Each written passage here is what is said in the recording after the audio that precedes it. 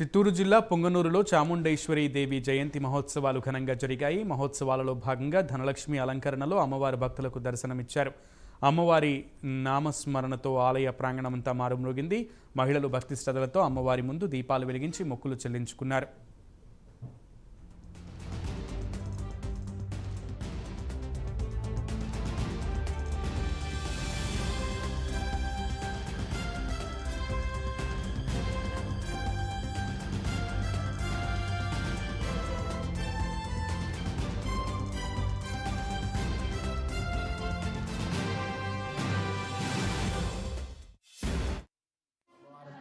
సందర్భంగా రేవతి నక్షత్రం నుండి విశేష అలంకారాలు స్టార్ట్ అయినాయి.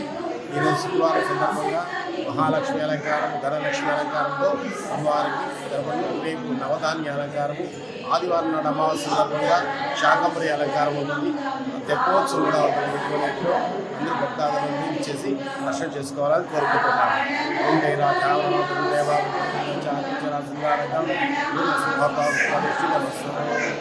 అమ్మవారి పుట్టినరోజు సందర్భంగా రేవతి నక్షత్రం నుండి విశేష అలంకారాలు స్టార్ట్ అయినాయి.